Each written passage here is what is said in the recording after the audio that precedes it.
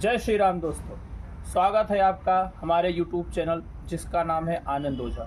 आज काफ़ी दिनों के बाद हम YouTube पर अपना वीडियो बनाने जा रहे हैं। जैसा कि आप जानते हैं कि आज गणेश चतुर्थी का पावन अवसर है, तो हम भगवान गणेश को प्रणाम करते हुए अपने वीडियो की शुरुआत करते हैं। जय श्री गणेश। हम आपसे आज एक गंभीर विषय पर चर्चा करने जा रहे हैं। क्या हमारा भारत फिर से 100 साल पीछे की ओर नहीं जाता हुआ आपको दिखाई दे रहा है? नहीं। क्या ये वही भारत है जहां नारी को सीता का अवतार कहा जाता है और पुरुषों को राम का अवतार कहा जाता है? ऐसा तो मुझे नहीं दिखाई दे रहा है, क्योंकि रोज प्रतिदिन चाहे छोटी लड़की हो चाहे वृद्ध हो महिला हो, भारत में महिला सुरक्षा एक गंभीर विषय है। दुनिया भर में भारत का नाम बदनाम हुआ जा रहा है और इसका एक ही कारण है हमारे यहाँ बढ़ता हुआ महिलाओं पर अत्याचार। महिलाओं पर अत्याचार एक गंभीर विषय है जिस पर हमें, आपको, सबको, पूरे समाज को सोचना पड़ेगा, क्योंकि एक हर अपराध माफ किया जा सकता है पर महिलाओं पर होने वाले अत्याचारों को माफ नहीं किया जा सकता है। भारत देश को देवी का देश कहा जाता है, जहां कहते हैं कि नारी की पूजा करनी चाहिए, नारी का सम्मान करना चाहिए, बट उसी देश में महिलाओं पर रोज दिन भर में आप सुनते होंगे काफ़ी अत्याचार होते हैं। कभी 4 साल की लड़की के साथ रेप होता है, कभी वृद्ध महिला के साथ रेप होता है। काफ़ी जगहों तो हमने ऐसे सुना है कि डेड बॉडी के साथ लोग गलत काम करते हैं। ऐसे काफ़ी उदाहरण आपने देखा होगा। कुछ ही दिन पहले कोलकाता में हुए एक भीषण अत्याचार जो महिलाओं पर हुआ, उस पर तो उसका गूंज आपने अभी तक देख ही रही हो, जिसमें सरकार ने भी आरोपियों का ही साथ दिया। पहले तो उस महिला की हत्या को सुसाइड घोषित करने का प्रयास किया। जब डॉक्टरों ने उस पर आवाज़ उठाई तो सरकार ने उसे एक नॉर्मल सी घटना घोषित करने का प्रयास किया। बाद में जहां एक कांड हुआ वहां के सारे सबूतों को मिटाने का भी प्रयास हुआ। वहां की मुख्यमंत्री स्वयं एक महिला हैं, पर वो उस महिला के लिए आवाज़ उठाने के लिए आगे नहीं आई। उल्टा उन्होंने विपक्ष पर ही आरोप लगा दिया। मुझे आपसे यही जानना है कि क्या हमारे देश में यही पक्ष और विपक्ष की राजनीति होती रहेगी? क्या हमारा भारत एक गंभीर समस्या की ओर बढ़ रहा है, जहां पर हमारी राजनीतिक पार्टियां महिला सुरक्षा को ध्यान न रखते हुए एक जातिगत, एक संप्रदाय वाली राजनीति करने का प्रयास कर रही हैं? लोग अपने दल के लोगों को बचाने का प्रयास करते हैं, तो वहीं पर जहां दूसरी जगहों पर घटना होती है तो वहां उसका विरोध करने पहुंच जाते हैं। चाहे जो भी राजनीतिक पार्टी हो, चाहे भाजपा हो, चाहे कांग्रेस हो, चाहे टीएमसी हो, इन लोगों को एक बात ध्यान रखना चाहिए कि सारे अपराधों को माफ़ कर सकते हैं, लेकिन महिलाओं पर हो रहे अत्याचारों को माफ़ कैसे किया जा सकता है? आप एक 12 साल की लड़की के साथ गलत करते हैं, वो आपके पार्टी का आदमी होता है, आप उस महिला का न साथ देते हो, आप उस हरामखोर आदमी का साथ देते हैं जिसकी इतनी हिम्मत कि एक नाबालिग के साथ वो गलत काम करे।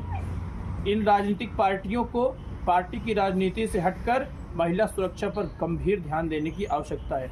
चाहे भाजपा के कुलदीप सिंगर हो, चाहे कांग्रेस में आपने सुना ही होगा कि एक राधिका खेड़ा नाम की प्रवक्ता थी, उनके साथ छत्तीसगढ़ के दफ्तर में अभद्र व्यवहार हुआ, उस पर आज तक राहुल गांधी एक शब्द बोलने के लिए तैयार नहीं है। चाहे अभी कुछ ही दिन पहले कोलकाता में हुए कांड पर, और बंगाल में तो ये रोज दिन प्रतिदिन हुआ जा रहा है। मुझे तो वो लगता है कि वो असुरों का राज्य बन चुका है।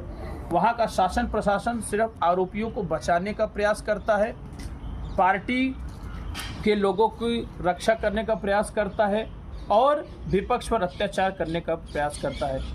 विपक्ष के लोग कहते हैं कि हमारे देश में लोकतंत्र नहीं है, लेकिन मैं उनसे यही जानना चाहता हूं कि इस देश में लोकतंत्र तो छोड़िए, इस देश में किसी भी प्रकार का तंत्र नहीं है। सारी व्यवस्थाएं लचर होती जा रही हैं।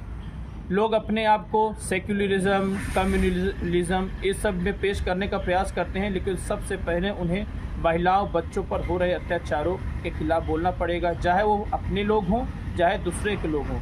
गलत तो गलत होता है और गलत का साथ देने वाला भी उतना ही गलत होता है। तो मैं इस समय जो विपक्ष के नेता राहुल गांधी हैं, मैं उनसे यही अनुरोध करता हूं कि आप जब बीजेपी शासित राज्यों में कुछ भी होता है तो आप उस पर बहुत बोलते हो, लेकिन जब जो आपके इंडिया गठबंधन के साथी हैं या जो बीजेपी का विरोध करते हैं, जब उन राज्यों में ऐसा कार्य होता है तो आप उस पर एक ट्वीट भी नहीं करते हो। मुझे तो आपका एक भी ट्वीट नहीं नज़र आया। आप जातिगत जनगणना की बात करते हो, जनगणना की बात करते हो। अखिलेश यादव कहते हैं कि हम पीडीए समाज की स्थापना करना चाहते हैं। उसी अयोध्या में पीडीए का फुल फॉर्म बताते हैं कि पिछड़ा, दलित और अल्पसंख्यक। तो मैं अखिलेश यादव से ये पूछना चाहता हूँ कि अयोध्या में कुछ दिनों पहले एक दलित लड़की थी जिसके साथ एक अल्पसंख्यक ने अपराध किया, आपने उस पर एक शब्द बोलने का प्रयास नहीं किया, उल्टा आपने कहा कि डीएनए टेस्ट की मांग कीजिए, डीएनए टेस्ट की मांग कर दी। इससे क्या नज़र आता है कि आपके पार्टी का अगर व्यक्ति कुछ गलत करता है तो आप उसका साथ देंगे, तब आपको पीडीए नहीं नज़र आता है। अब अगर वही कहीं दूसरी बीजेपी के लोग उसमें शामिल हों या बीजेपी के राज्य में कुछ ऐसा वो गलत होता है तो आप उस पर आंदोलन करने निकल जाते हैं। ये बहुत ही दोहरा मापदंड है। मैं ऐसे सारे नेताओं से बोलना चाहूँगा कि महिलाओं का सम्मान सबसे बड़ा सम्मान होता है। जिस जगह पर महिला का सम्मान नहीं होता है, उस राज्य की, उस देश की प्रगति, उस व्यक्ति की प्रगति असंभव है। राजनीतिक दल की राजनीति से हटकर आप समाज में हो रहे अत्याचारों पर और समाज में हो रहे कुरीतियों पर आप उस पर आवाज़ उठाइए, आप उस पर सरकार को घेरिए, ना कि आप जो गलत कर रहा है आप उसके पीछे खड़े हुए तो नजर आए। जनता को भी जानना होगा कि महिला का सम्मान अति आवश्यक है। महिला चाहे हमारी माँ हो, बहन हो, बेटी हो, सभी का सम्मान जरूरी होता है। ऐसी बातों को रखकर मैं इस वीडियो को समाप्त करता हूं और आपसे अनुरोध करता हूं कि आज वीडियो को आप भारी से भारी मात्रा में लाइक कीजिए, चैनल को सब्सक्राइब कीजिए। जय श्री राम।